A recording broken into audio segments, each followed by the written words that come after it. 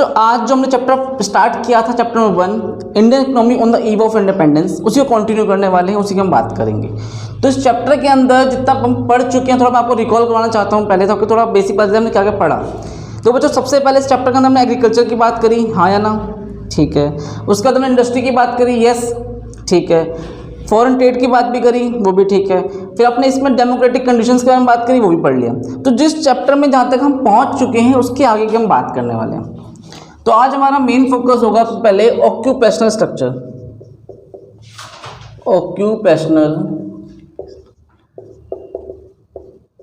Structure, देखो इसका मतलब क्या होता है, व्यवसाय, ठीक है। आपके लोग ऑक्यूपेशनल स्ट्रक्चर मतलब कहाँ पे लोग क्या काम करते हैं, कितने लोग किसमें एंगेज है, उसकी हम बात करने वाले हैं। किस तरह के व्यवसाय में काम कर रहे हैं। 3 तरह के बच्चों सेक्टर होते हैं, एक होता है प्राइमरी, सेकेंडरी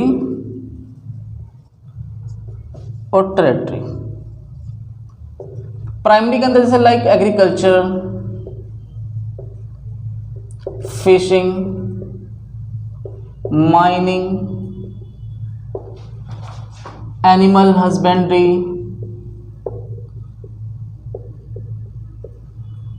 एटसेट्रा।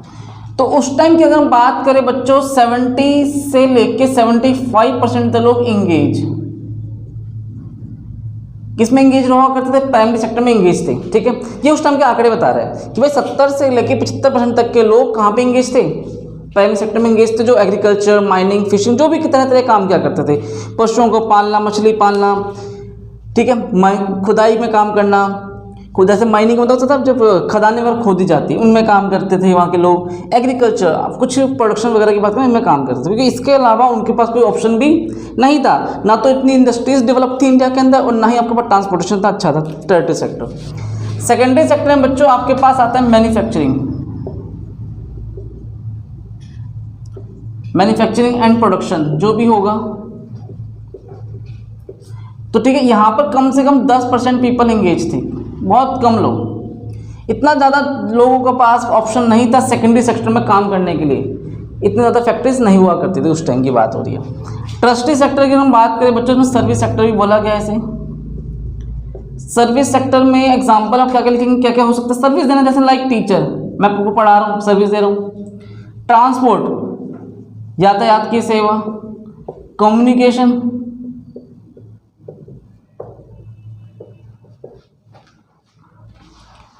ठीक है, ट्रांसपोर्ट हो गया, टीचर हो गया, और बताइए बेटा किस डॉक्टर की सेवा, एटसेट्रा। क्योंकि इनका काम ना तो प्रोडक्शन है, इनका ना तो काम खेती बाड़ी, बस सर्विसेज दे रहे हैं आपको, मैं सेवा दे रहा हूँ, इंश्योरेंस वगैरह सब इसी के अंदर आ जाएगा। तो कम से कम 15 से लेके 20% तक के लोग कहाँ इंगेज हुआ करते थे, टेरिटरी सेक्टर में इंगेज थे, याद रहेगा ये। तो ये भारत का ऑक्यूपेशनल स्ट्रक्चर था, व्यावसायिक ढांचा, हिंदी में क्या बोलेंगे, व्यावसायिक ढांचा, कितने लोग कहाँ पर इंगेज है और क्या क्या काम करते थे।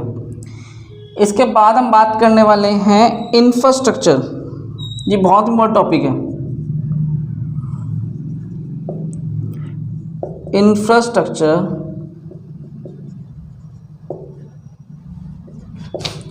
आधारिक संरचना,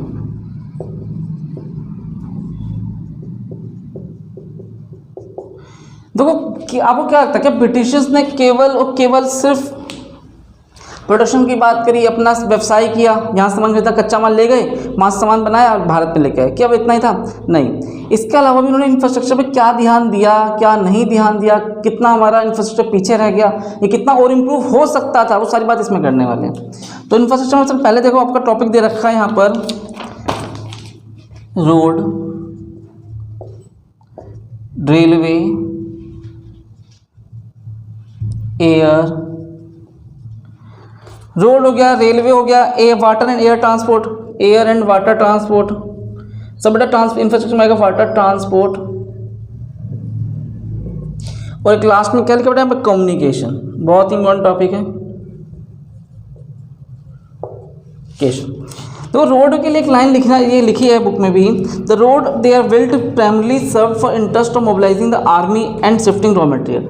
रोड केवल बनाने के पीछे पर्पस क्या था, ताकि उनकी जो आर्मी थी वो शिफ्ट हो सके और जो कच्चा माल था वो हम एक दूसरे जगह तक ले जा सके। तो पहला पर्पस रोड बनाने का केवल यही था, आर्मी पर्पस और रॉ मटेरियल को हम पहुँचा सके। अब हो गए सर रोड की, रेलवे की बात करें। Railway introduce in India, Bharat में कब रेलवे इंट्रोड्यूस हुआ बेटा? 1850 में, ठीक है। और पहली ट्रेन कब चली थी? फर्स्ट रेल मुंबई, पहले मुंबई नहीं बॉम्बे बोला गया, देखो बॉम्बे टू ठाणे, मुंबई तो आप लोग बोलते हैं, बॉम्बे टू ठाणे 1854 में, ठीक है। और ये कितने किलोमीटर का डिस्टेंस था? 34 किलोमीटर का डिस्टेंस था। ये पहली रेलवे चलाई गई थी। जो फर्स्ट रेलवे इंडिया में चलाई गई थी बॉम्बे से ठाणे 34 किलोमीटर का सफ़र था और 1854 में चलाई गई। लेकिन रेलवे भारत में आया कब? 1850 में आया। ये बात याद रहेगी।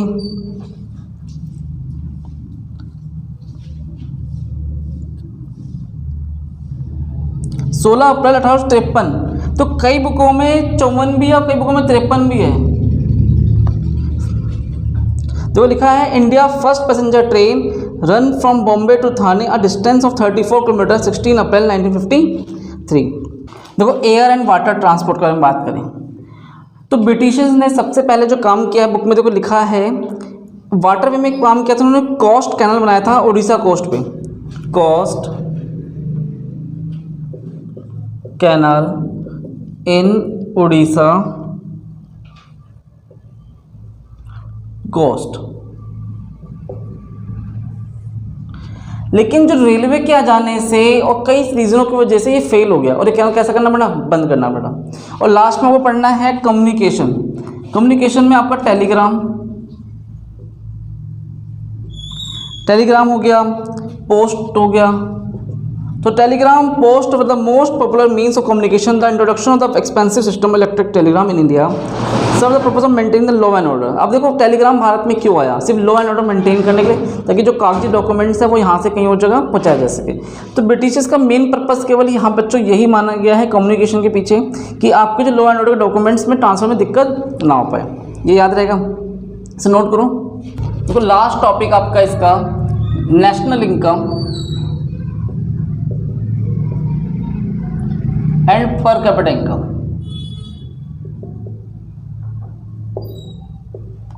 हम बात करें नेशनल इनकम की और पर कैपिटा इनकम की बात करें। देखो उस टाइम इतना कोई एस्टिमेट नहीं था हमारे पास कि हमारी नेशनल इनकम क्या है और क्या होनी चाहिए और पर कैपिटा इनकम क्या है, कितनी एग्जैक्ट निकलनी चाहिए।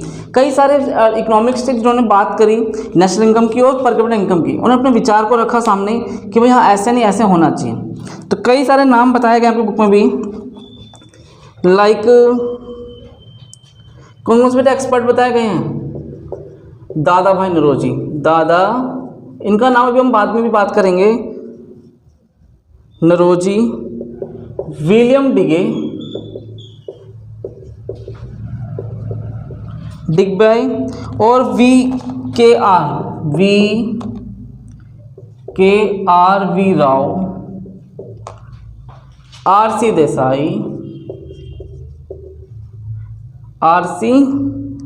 देसाई। इन कई सारे इकोनॉमिक्स थे बड़े बड़े जो उन्होंने बात करी नेशनल इनकम के पर कैपिटा इनकम की। But all this estimates produced conflict and inconsistent result. लेकिन सबका जो रिजल्ट था वो इनकंसिस्टेंट था, कोई प्रॉपर रिजल्ट आया नहीं। अब देखो बच्चों मैं कह रहा हूँ कि मेरे हिसाब से आंसर आना चाहिए 5, आपके हिसाब से 4 आ रहा है, किसी के हिसाब से 10 आ रहा है, क्या पॉसिबल है ये? इसलिए जब डिफरेंट आंसर आने लगे तो फिर कॉन्फ्लिक्ट, लड़ाइयाँ होती है, दिक्कत आती है। वो कहता है मेरा सही है, वो कहता है मेरा सही है। लेकिन इनमें सबसे जो बेस्ट था वो था डॉक्टर राव का, VKRV राव। तो मैं एक नाम लिख दूं यहाँ पर, डॉक्टर राव। राव का पूरा नाम क्या था बेटा? VKRV राव। और national per capita income are consider very significant. On national income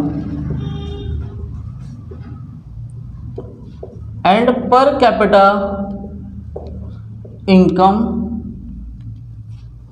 considered very significant. लेकिन डॉक्टर वी राव का जो नेशनल इनकम और पर कैपिटा इनकम के प्रति जो बात उन्होंने बताई, उनको हमने ज़्यादा प्रेफरेंस दिया, ज़्यादा मान्यता दी, इनको ज़्यादा सिग्निफिकेंट माना गया, याद रहेगा। लेकिन 4-5 नाम को याद करने पड़ेंगे, दादाभाई नौरोजी, विलियम डिकबाय, वी.के.आर. राव, और चौथा क्या बेटा, R.C. देसाई। किसी में डाउट यहाँ तक?